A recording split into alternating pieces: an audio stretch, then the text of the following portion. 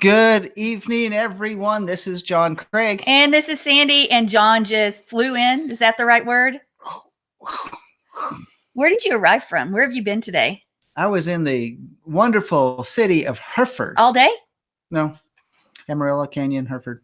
Oh, so you weren't too far away. Not too far. Okay, well. And that was just a wonderful place. There's certain parts of town you want to stay out of in Hereford because it smells like Herefords.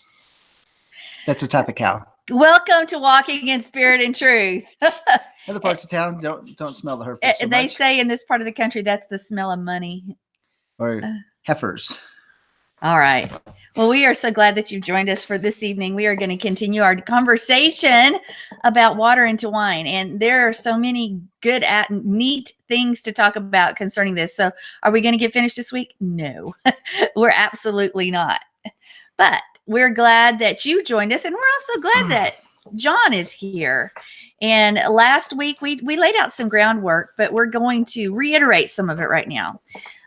Because there are some things we're going to be discussing not only today, but in the weeks to come, on how this looks prophetically, on what it looks in the Messianic kingdom, on how it looks to us, on how we see Yah's glory in the midst of this miracle, as well as there's so much more. So thank you for joining us. And I want us to last week we ended in our discussion of what the clay pots and the stone jars and the significance that has to each of us as believers, because we are the clay pots and the stone jars. And so I wanted us to pick up with that again here shortly, but we're going to go ahead and start this conversation with what? With the reading of the scripture. So I had a conversation, just kind of back and forth with our beloved Mark David Smith. When did this happen? About being a crackpot. When were you and Mark doing this? Is it earlier today? It was either earlier today or yesterday. So sometime in the day yesterday. What did you and our beloved leader have to say to one another? I was left out. Well, it ended up going to crackers. What does that have to do with anything? Like crackpots. And then I said, sometimes people call me cracker. Oh, John. Okay. So did you guys get anywhere with your conversation? It wasn't meant to go anywhere. All right. Well, let's turn on that note. Let's turn to John 2. We'll start with verses 1 through 12. So if you wouldn't mind. And by the way, our beloved pets are all excited because he just walked in the door. So you may see or hear one of the four. Y'all usually don't hear the others. Well, we have 2 dogs as well as the 2 cats. So who knows what you may hear this evening. That's right. Hey, are you getting ready to read, or are you doing something else that's completely distracting? John, chapter 2. It's been a day. It is a day. Hallelujah. John chapter 2. Where are we at? John chapter 2. And the verses? Oh, Joe in the chat room said John chapter 2, verses 1 through 12. I said that already. All right. She got that too. I wasn't listening. So. Oh, is that new that you're not listening to me? Oh, I probably shouldn't go there right now, should we? Or do you have a comment to that? No. When we're live on YouTube, it's better some things left unsaid. All right. Well, you said it. You weren't listening. You said you weren't listening to me. All right. All right. So verse 1, and on the 3rd day, there is a wedding in Cana of Galilee. And the mother of Yeshua was there, and Yeshua also was invited, and his disciples to the wedding. And when the wine gave out, the mother of Yeshua said to him, "They have no wine." And Yeshua said to her, "Woman, what do I have to do with you? My hour has not yet come." We kind of talked about that last week. Verse 5, his mother said to the servants, "Whatever he says to you, do it."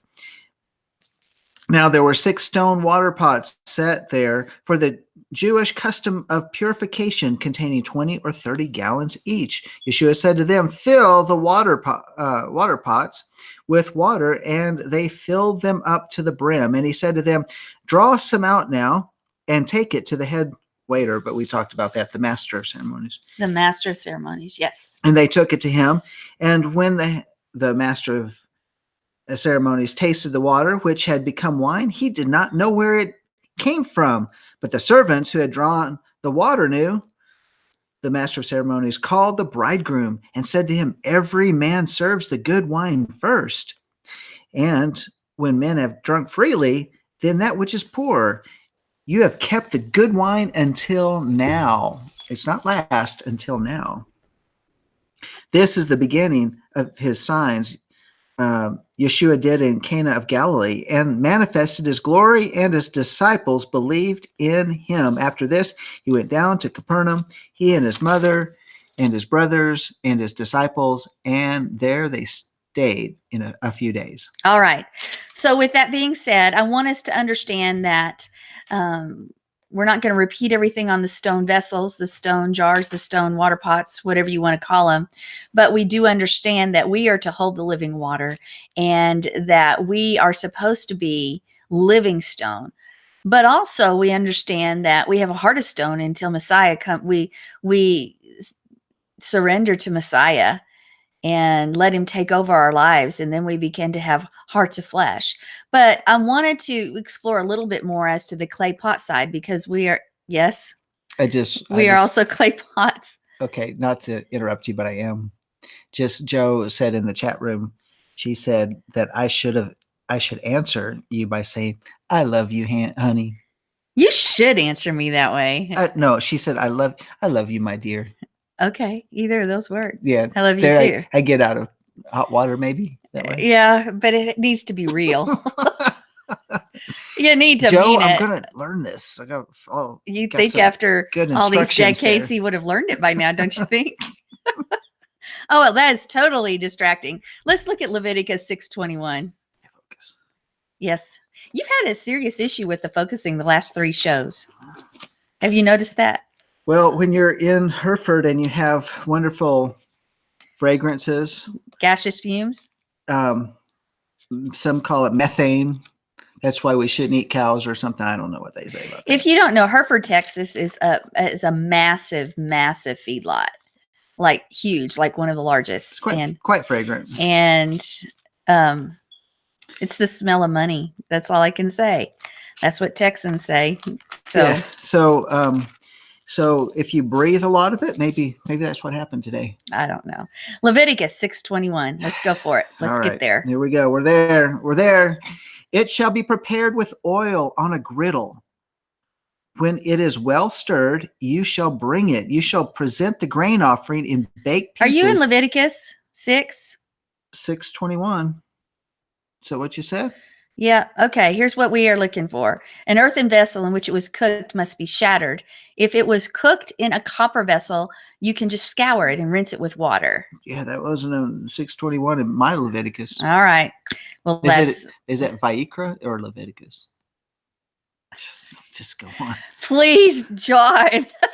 Anyway, Rashi says it's a technical issue. The pot has permanently absorbed some of the sin offering, and the sin offering can only be eaten on that day. So the vessel now is unfit for further use. Why? Because the clay itself absorbs whatever's inside, and we need to remember that we are vessels of clay. Yeah, we talked briefly about this, but we're going to explore it just for a few minutes before we go forward. So, because we need to be reminded of that. I've been having conversations with a few people. I don't even know if I should go there right now. We need to get this down to our lives. And so many times where we get so stuck on all of the minutia and all of the details that we forget on how we're supposed to live this walk out. And so we need to make sure we're there. And I feel like we do that. We do that at Life of Worship, but we're doing it again this evening. So we're taking a few minutes. So anyway, Hasidic commentators who are willing to go on to say this: So our little pot in the commentary of Noam Emelech becomes a person. Now we get that, right? And it says the earthen vessel represents someone who has committed an act in order to bring himself pleasure. And he is similar to the earthen vessel that is shattered, for he has to break himself of the thing. Now we all know that sometimes in pleasure oftentimes equals sin. Get you into trouble. It gets you in trouble. I'm not saying that anything pleasing is sin, but a good part of what brings pleasure oftentimes is connected with sin. Well, let's put it in context. There's certain things that pleasure is allowed within the confines of certain circumstances, like within marriage and with stuff like that. But you take it outside of that context, and then well, and we've got to remember excess. We have this tendency to be a people of excess instead of what's the word I'm looking for? I'll let you know. So anyway, we need to find the balance in our lives, right? We need to do, and there's more to that. We're not getting into the specific sin, but there are even other commentators like Shlomo Ephraim Lunshitz, and he said the hinted meaning of the verse is close at hand, that the purification of vessels parallels the purification of the sinner who brings the offering. Just as there are vessels which have absorbed too much forbidden substance and cannot be purged through scrubbing, but can only be broken, so too there's a kind of person who has sinned and has absorbed too much of the forbidden, and it is too difficult for them to just abandon their habits. And for this person, there is no cure except the breaking of his heart, for that is the vessel in which the sin has been cooked. It's been in your heart. And remember that the thoughts and things that they come into your mind, you womb them in your mind, and then they're birthed through your mouth, and you say, well, that's my mind, not my heart. But we've established, maybe not on this program, but that the heart thinks, that it literally is an organ that thinks. And I know that may sound foreign to you, but it's scientifically proven, because there's a knowing about it. Yeah. Well, I was just there is, but out of the abundance of the heart, the mouth speaks. So the connection between the mind and the heart is they're congruent. Actually, I'm just going to have to put it that way. So, and connected to the mind and the heart then would have to be the soul, the mind, the will, and the emotions, right? Because there is actually an emotional factor that relates. If there's no emotional factor in it, then usually people probably stay out of problems, but usually there's this emotional factor, and that, by the way, that's where the enemy latches into, because they can stroke the emotions in order to carry out things that we would say, why did I just do that? And because the emotions got involved, whether it's an outburst of anger, or whether it's like this insatiable desire to stuff our mouths and face for gluttony, or whatever it is, excess. You were talking about excess earlier. Any of that, because there's an emotional attachment to it. I mean, after all, when people get upset about a circumstance, or how many times have we heard about just going to the freezer and getting out a whole bucket of ice cream and just chowing down, eating our feelings. I mean, oh, I've never done that. No, oh yeah, I have. I don't do the ice cream, but I like potato chips. You like grease and fat. Anyway, but you're right. I mean, we become impure by what we put inside. That's all I can say about that. But honestly, we look at sin and we look at the things that we should or shouldn't have in our lives, or the omission, even the omission of some things. And that can make it, because there's always thoughts involved. And it's more than just thoughts. We sin against our bodies. We do other things. But the vessel, bottom line is, the vessel must be shattered. The clay pot must be shattered. And even the stone jar has to be purified. There is a purification process in this.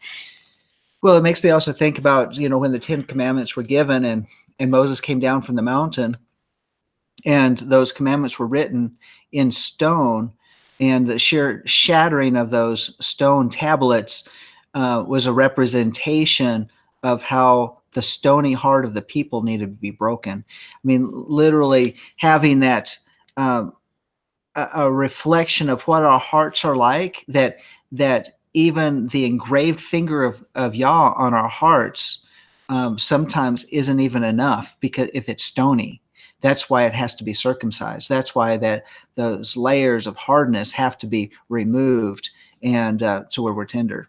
And we're about to talk about that too in more depth. But we must, the bottom line is Yeshua is the answer. He is the answer to all of it. And whether our heart is stony, whether we have become impurified by what we've done, what we've thought, what we've said, how we've acted, whatever it may be, there is a purification process that can happen and that can bring freedom. And we've got to remember that, because we don't only absorb sin, we absorb sadness and other impurities, and and all of a sudden it's really open doors to the demonic to come and take over. And all of a sudden all these emotions are driving us a certain direction, and it's away from Yah, it's away from people. And we've got to realize that makes us impure as well. The only way to fix it, the only way to rectify the situation, is that we've got to be broken, and something great and beautiful will be put back together if we allow it. If we allow it. And what we learn from the law of breaking the earthen vessel is that that person is an earthen vessel, but there is a healer and there is a deliverer, the one who brings it all back together and brings restoration. And that brings us to remember the stone jars, this allegorical side to these stone jars, as well as the clay pots. Bottom line is they represent the heart of man. That's it. They represent the heart of man. Here we are represented in this parable. Here we are represented in the Tanakh, in the Torah. And we've got to remember that the outer casing of the jars was stone. But what was inside the stone of these jars? It's water. And that water needed to be transformed. That water needed to be transformed. And that's what Yeshua did. How did he do it? He added more water to it. And the disciples were obedient. And that's what Yeshua will do for each of us. He's going to wash us. If we'll allow ourselves to be cleansed, he'll get past that hard shell and he'll create something new within us. I was just thinking, it says that he said, go fill the pots. It really gives the impression they didn't go empty the water that was in it. You just said that. It's very interesting to me that they added to the water. So really, isn't that kind of an expression of that we are to be being filled with the Ruach HaKodesh? Constantly being filled. Is because that the water may be there, but it needs to overflow. But in the process of being filled, the water is being transformed. I mean, there's a transforming process. And when we think about wine, what does wine do? It makes the heart merry, according to Proverbs. So we know in a natural sense what wine does, but when we talk about it in terms of a spiritual sense and tying those things together, the joy of the Lord becomes our strength. That joy is what we need to connect to. We need a transformation, and that transformation is not at conversion. It's more than just at conversion. It is a daily aspect here, and we see that in the Master of Ceremonies, he's talking about, hey, why are you bringing out the good wine now?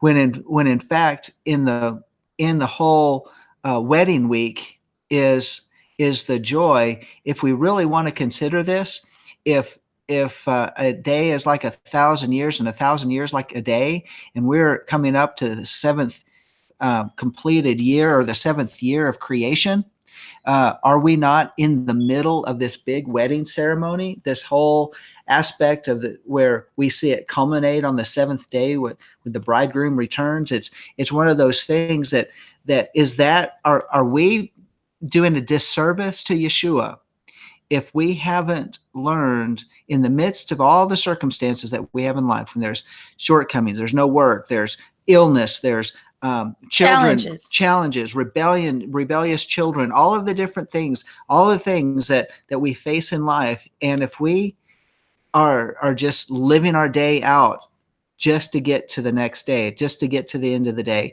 just hoping that the next day be better, are we doing a disservice in regards to what we've been called to do, what we've been called to be? Are we just half pots filled with water, pots that are just used for a purification ceremony, but not pots to bring joy to a congregation, Well, isn't or a gathering of people in the wedding supper? When you think of filling the jar, filling it with water to the brim, then it's abundance. And abundance is, I mean, when you think of abundance, you almost think of joy. You think of wow. But when you think of something that's sitting there, a vessel that's half full, there's nothing stirring the water.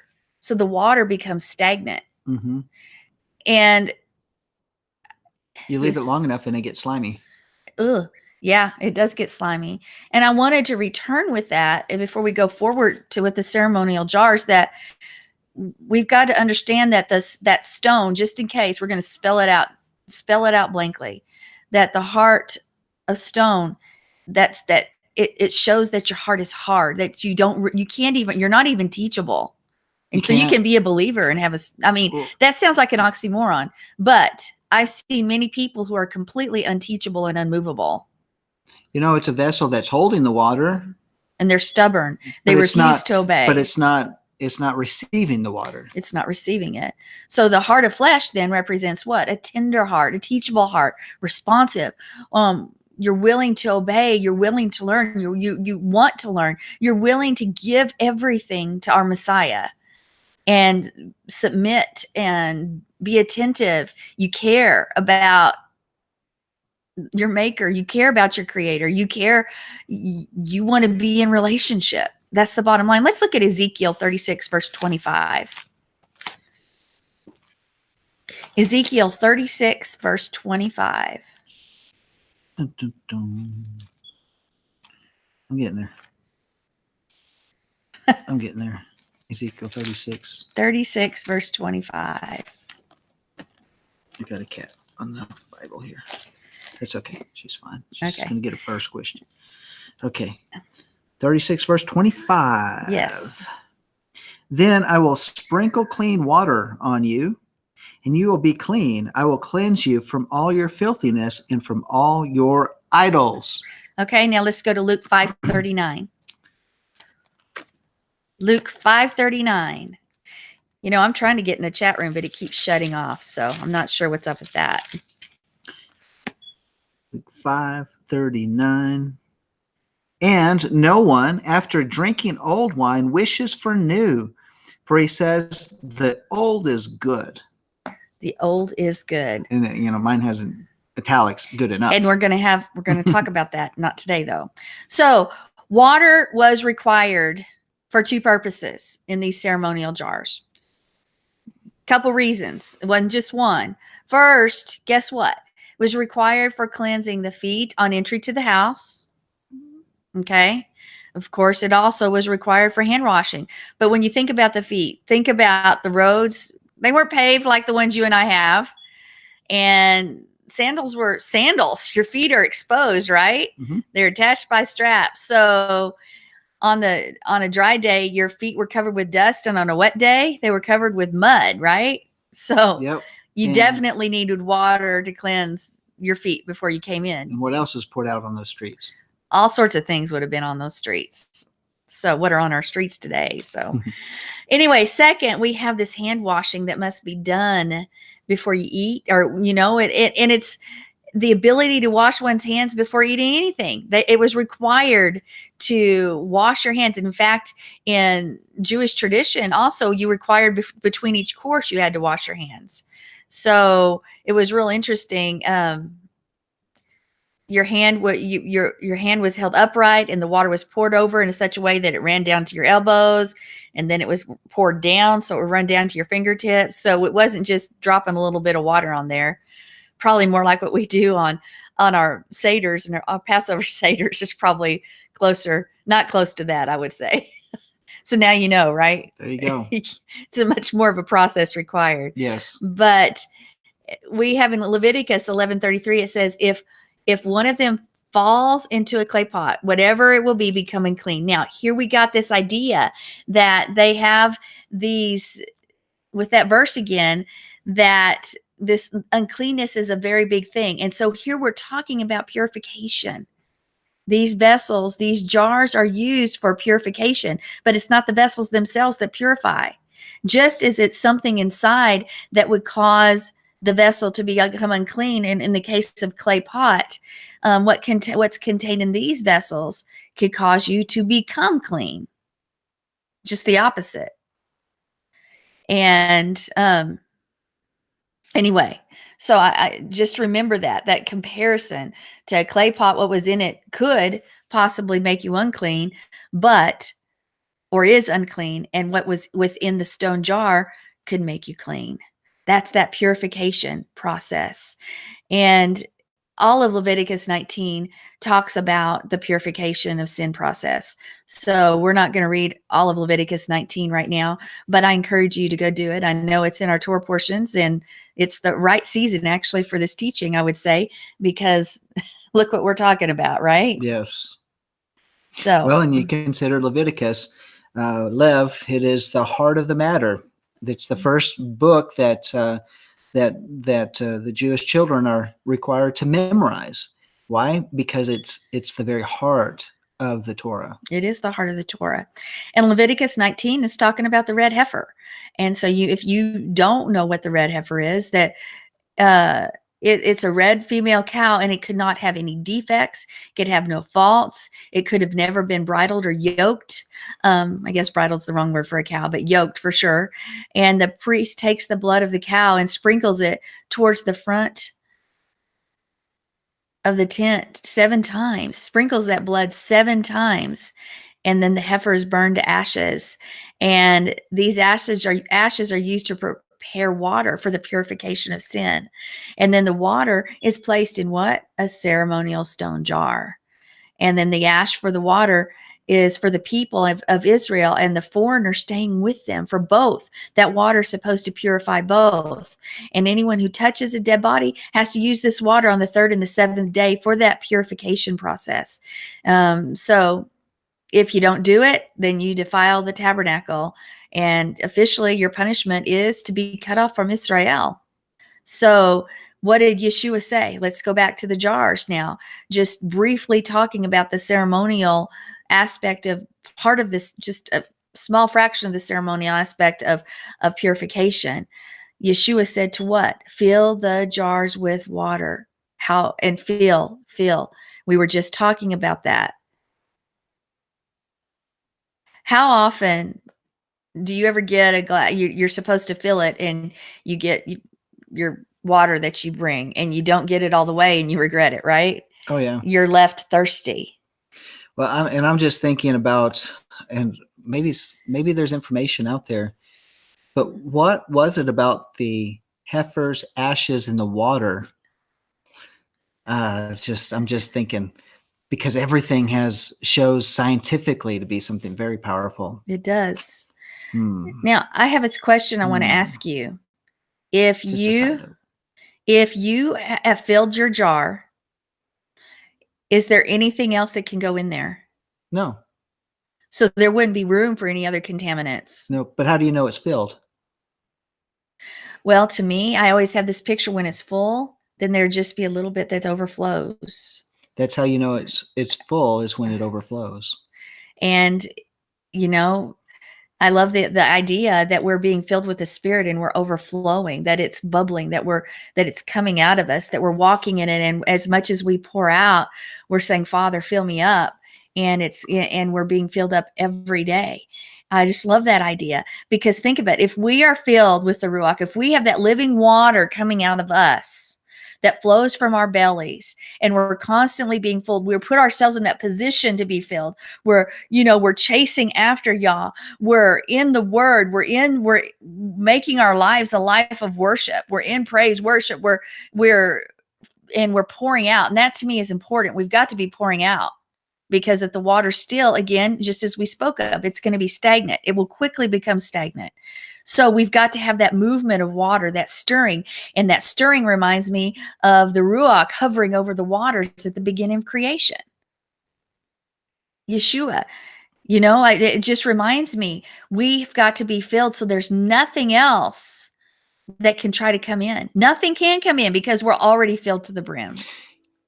Very, very good point. I like that. I like the fact that the Spirit needs to be brooding over us to keep our water stirred.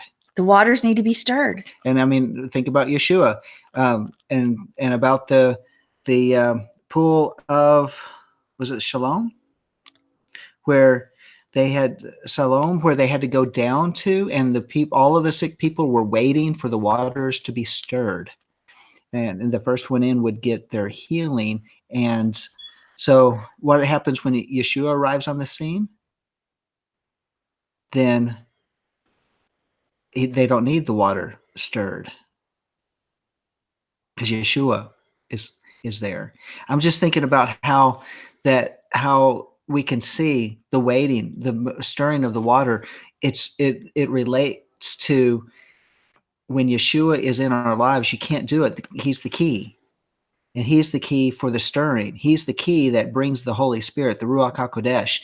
He's the key that allows that stirring to actually take place. You just can't have a spiritless Torah. You can't just have a lifestyle without the Spirit of Yah brooding over us, hovering over us, stirring our waters. Otherwise, we're just religious. But it's not something that just happens. We have to be participants. Active participants. We can't just think that the connection with the Torah allows us to be stirred and filled with the Spirit. No, there's a connection in the relationship that we have with Yeshua. That there's something unique about that relationship that allows the stirring of the Spirit within us. Just like Shaul was exhorting to Timothy to stir up the Spirit that was put in him when at the laying on of hands. I mean, that is really, really key, and that's really the connection we need to be watching for. Well, stirring up the Spirit, it reminds me of what I just talked about on one of the Let Us Reasons, either this week or last week. I might have been last week. I'm not sure. But I was talking about the fire, and that the bottom line is that Yah came down like that fire, started after everything was dedicated, made right. The fire came down, the glory came down, and then the people were responsible for keeping the fire going. And that's what it is for us. We've talked about it many times. I see a meeting happen or a revival or a conference or a camp, but something occurs and people get on fire, young, old, whatever. And within a week or two, 3 at max, usually people are back to where they once were, because they didn't keep their jars full. They didn't keep the fire, the embers burning. They didn't keep that fire burning. They expected Yah to do it. And it's something he is going to stir us up. He's going to burn up things that shouldn't be there, remove things that shouldn't be there. But there's a responsibility in us. And I can't tell you how many times when I'm counseling people that they say, well, I just don't feel it. I'm facing these circumstances. I'm like, what are you listening to? What are you watching? What are you doing? How much time do you spend with him? Well, I don't hear. Well, get yourself in a position to hear.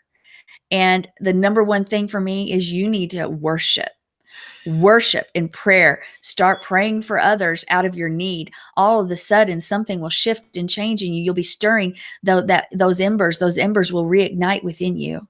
Well, one of the key things too is a lot of times in churchianity, that many churches, Baptist churches, Pentecostal churches, they would have 1 to 2 revivals a year, sometimes even more. But the reason why revivals die within 1 to 2 weeks is because the very ingredients for keeping it alive have to be in a person before the quote revival time gets there. In other words, a camp's just not going to do it. It's not going to maintain if those habits are not there before we go to camp, before we go to Sukkot, before we go to a feast day, before we go to those special meetings where the Spirit of God is moving and we get excited about Him. If those things are not working in our lives and manifesting in our lives before we get there, then there's nothing there to maintain them afterwards. And so it is short-lived, and then people say, well, you know what? I'm tired of those meetings. I don't want to go anymore. And then there's negative talk. Why? Because it doesn't last. It's just it's a roller coaster, and it gets emotional uplift, and then we're let down afterwards or whatever. I mean, people have whatever excuses, but if the things are not in place beforehand, why would we ever think that it would continue on? Now, that's not saying that there's people that go to those things and their lives are changed forever because the Spirit of God moved and ignited something that continues on. And I'm not discounting that at all.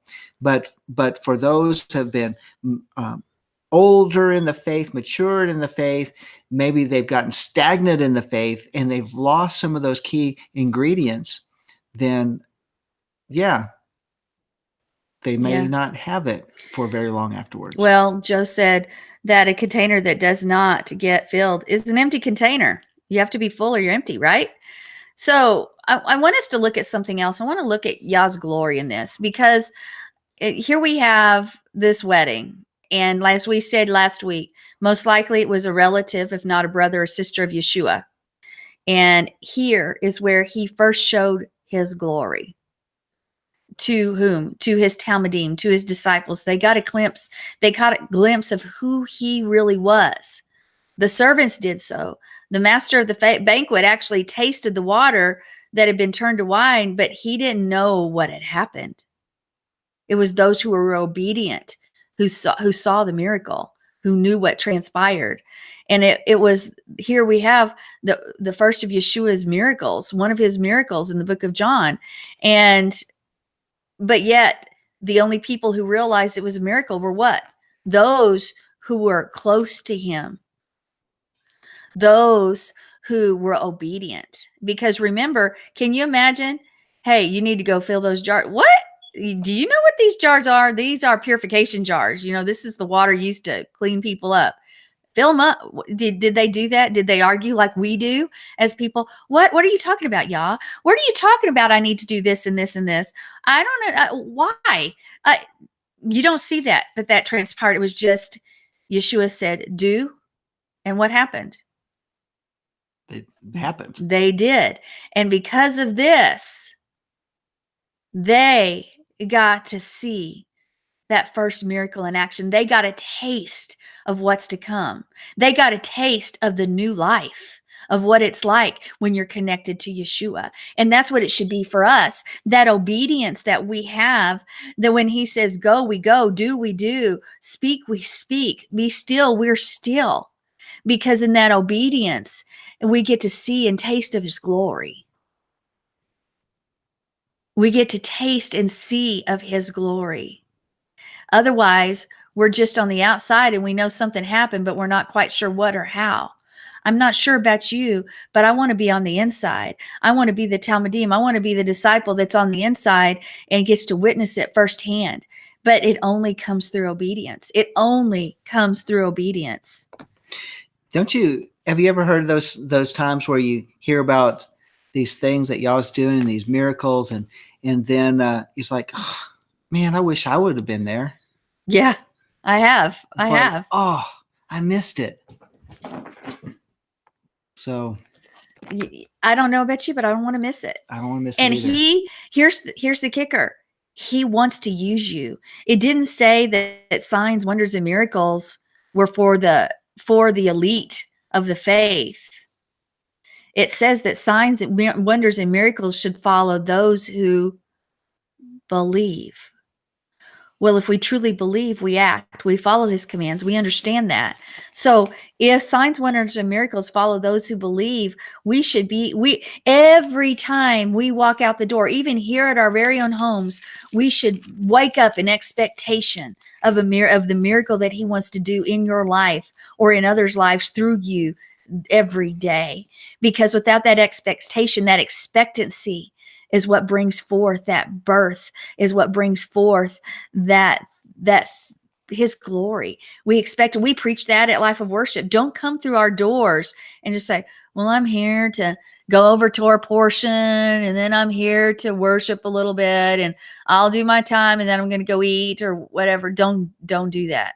Don't do that. Or you walk through what can you give me today? What can you give me today? I'm going to sit back and see. No, that should never be the way in the attitude of which we gather or even get into the word of Yah, even if we're alone. We should come in expectancy saying, I'm excited because something's about to happen. In the church gets this. We don't. The church gets this. You'll see people show up for services, including me. Service starts at 10 in the morning or something. Well, if that was the case, I was going to be there by 8:30 at the latest 9:00 because I expected something to happen and I wanted to be in on it. I didn't want to miss a moment. And you could feel that expectancy. I think of Christ for the Nations, where both Jonathan and John went to school after college, and you walk into that house and there's an expectancy. Worship would go on sometimes for 2 hours, especially at a conference, but not even necessarily a conference. But there was never, oh my goodness, this is worship. Let's get to the message. No. You never had that. But you would walk in and you would see people flat and I'm not just we would be like that too. You'll see people flat on their face. You'll see people just at the altar. You'll see people pouring themselves out in dance and song or whatever. And you look around and you stand in the back. The auditorium holds at least 3,000, and you'll see hands lifted, people on the floor, people crying out, sometimes even just a hush, because the power and the presence of Yah was so great. And here's the deal too. An hour and a half before, there would be such a line outside to even get in the building because there was such an expectation. And I was never there where we didn't see him enthroned right there and then and manifest his goodness around us. I've never been there when it wasn't like that. Mm-hmm. Shame on us. We need to get back to that because the church has it right. We don't. The church has it right. And I'm not just saying about worship. It's expectation of the message. It's just, it all goes together. It's not like this part is separate and this part. Every time we come together, it should be worship. It should, because he's enthroned in our praises. It should be, there can be liturgy. There can be all of that. And there can be the word, but it's not like these separate receptacle places. And now we're moving into this. It should be this beautiful tapestry that's interlaced, that was woven by Yah himself. Because here's what we say at Life of Worship. We'll prepare, but once the time comes, and by the way, when we prepare, you oftentimes just see things flow, but we say, okay, we may have spent 40 hours preparing for whatever's to happen today, but it's all yours. And if you change the script, Father, that's okay. We're not putting you in a box. We'll do it however you want to do it, whatever order you want to do it in, et cetera, et cetera. And that's what makes it beautiful. And I am asking, let's be filled up to the brim where nothing else can come in, and let's start walking together and expecting his glory to fall. Let's expect an encounter. Let's expect the miracles. Let's expect a divine visitation. Let's expect it. Let's not let our times together just be dry and stale and talking about the aleph or the yod or the dalet or this Hebrew word or that. It's all good. That's good. And it gives us deeper understanding. But that's not it. How does that help our brother? How does that change us. And it does change us because the word is good. Please don't get me wrong on that. But I think we need to start doing some things differently, and and admit when we're wrong. Has the Messianic movement, Hebrew Roots movement, got it all right? No, we don't. Has the church got it all right? No. Wouldn't it be beautiful if we would start loving each other and come together and realize that there's some good in both, right? Yeah, absolutely. And I was just thinking that we've got Pesach on its way. We're about 3 weeks out, and what better time than now is to start stirring those things up within us so that we're not preparing our hearts the day before Pesach, but we're preparing our hearts now so that when we enter that time, in the time of unleavened bread and first fruits, that we are just literally ignited, because of it's supposed to be a festival. It's supposed to be a feast unto Yah. It's supposed to be a time, a set apart time, an appointed time that He's called us to gather. What would happen if we started that journey now, and to where it begins to crescendo at the time of the feast? And then that's just one wave that we don't really just lose, but it crescendos again at Shavuot 50 days later. What an amazing time to carry that through even the dry times of summer to when we get to the fall feasts. I think we're living in a day and hour that I believe that Yah wants us to be able to figure that out and get past traditions, get past certain even prejudices that we have that's a block to true worship. I mean, all I can think about is why do we have the Psalms and the Psalms of David and the Psalms of Asaph and the Psalms of Korah, the sons of Korah? Why do we have those Psalms that actually talk about this connection where every cell of our body worships, sings, praises, dances, cries out, even mourns our condition and our circumstances, and yet always returns to Yah in the midst of all that? There is a connection of the heart and the mind and the will and the emotions that goes beyond just the intellectual study of the word. The intellectual study of the word is good, but if it never digests and becomes part of the heart, if it's not purified and becomes that pure washing water of the word, and let alone transforming water into the wine of the Spirit, then what good is it?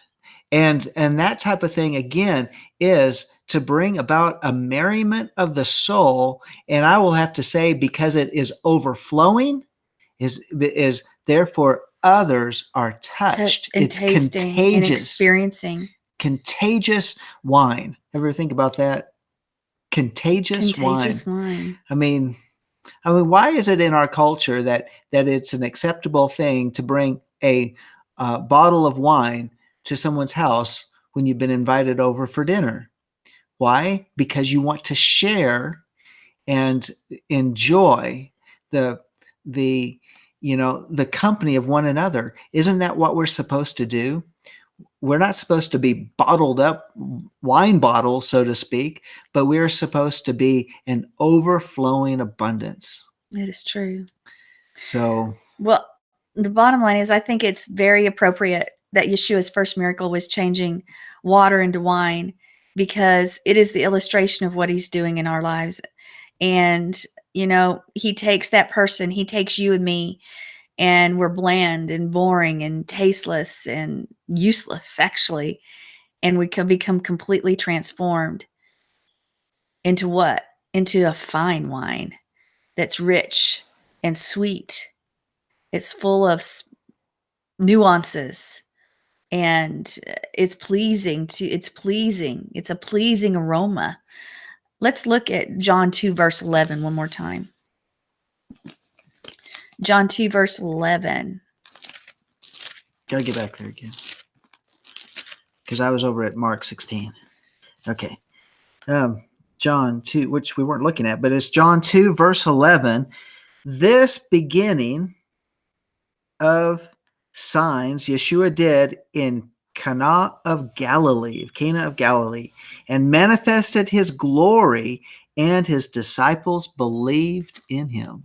And Yeshua and Joe is actually jumping in right where I'm going in, because she said Elohim is a God of action, and his children are to be children of action for his glory as well.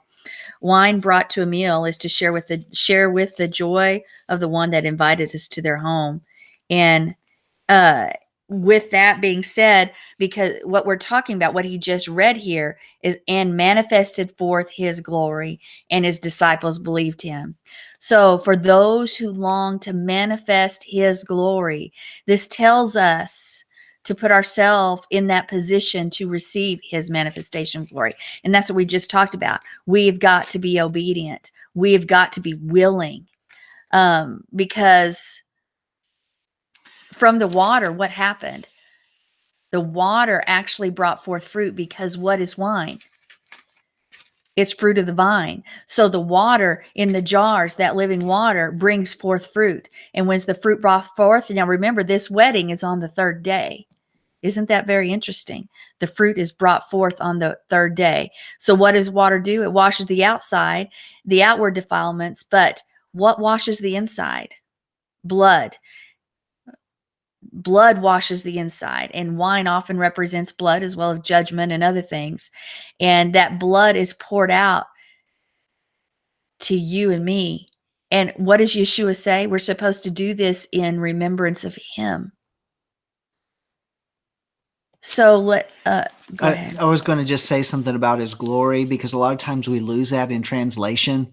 The Greek word is doxa, but I think it cross-references into the Hebrew as kavod, and which speaks about the weightiness, the heaviness, the weightiness of his presence.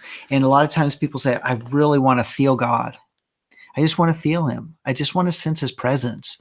Well, guess what? What you're asking for is that you want to sense his glory.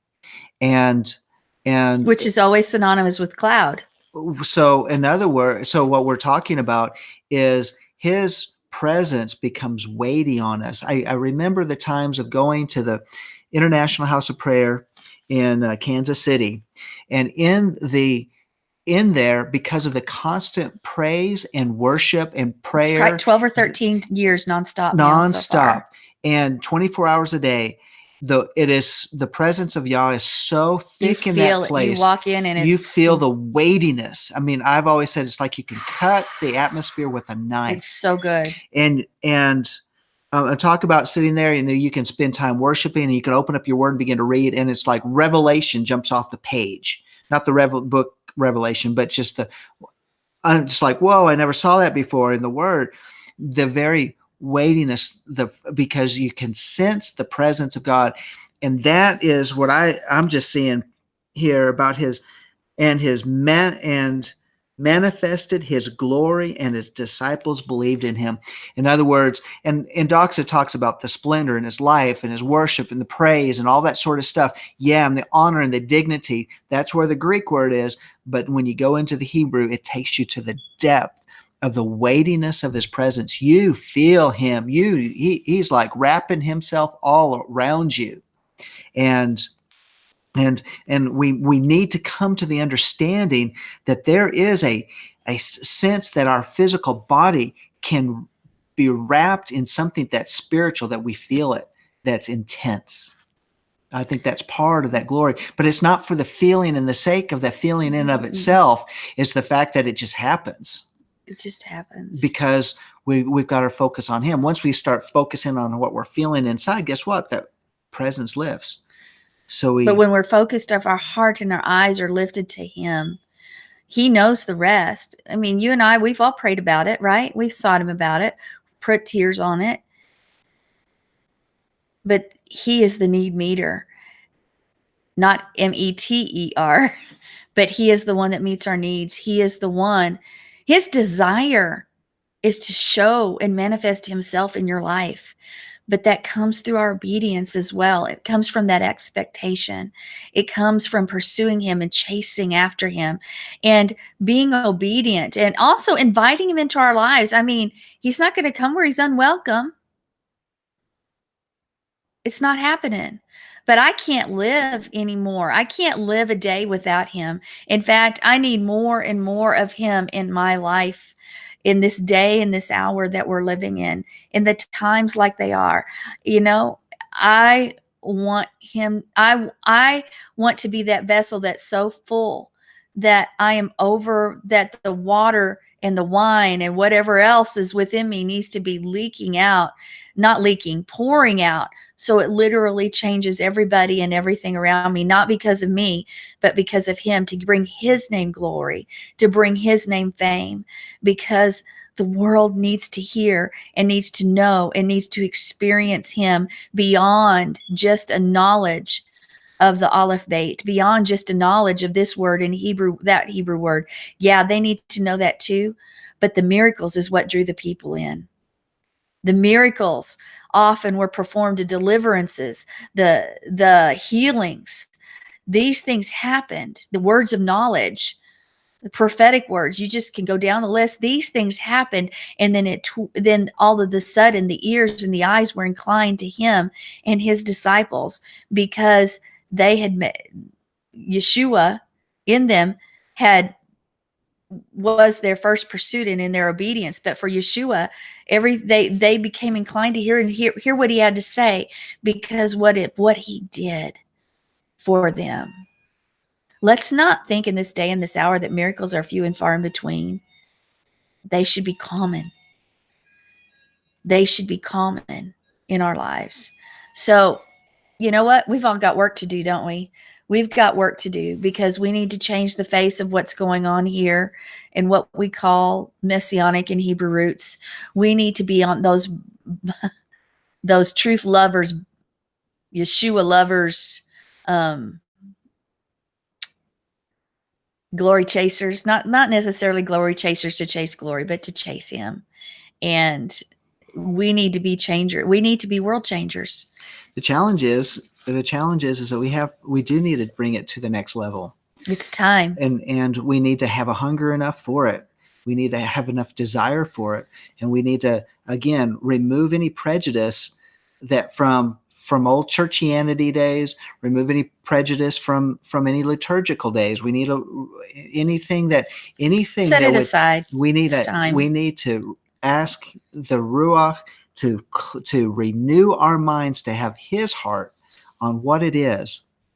Exactly. And when we gather, or when we are just alone in our prayer closets, have a heart, that heart of flesh, mm-hmm. that's represented in what we've been talking about. Well, we are past time. We're out of time. And we want to thank you for joining us today.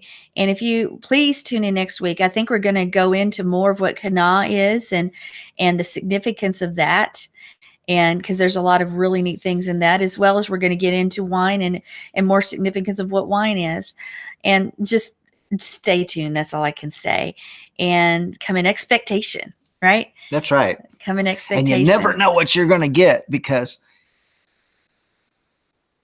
when I'm here, but I can catch my wife off guard and she gets speechless. If you would like John and myself to come and speak at your congregation, fellowship, church, whatever it might be, or if you would like us to come and do worship there, we do that too. And just let us know. Drop us a line. Also, if you want to let us know what you think, we would love to hear from you. LOW@lifeofworshipamarillo.org. It's on our website. Our website is lifeofworshipamarillo.org. And if you would like to become a partner with us to continue this ministry, we need you. We're praying for you. We have been praying for partners, and right now we need partners. We need partners so that we can continue. And you may say, well, what I'm giving to you, no, you're giving to him. And just, we're the recipient at this point, but you're giving to him. And we want to thank you. If Yah's moved you to partner with us, we appreciate you so much. And anyway, I guess that's it for now.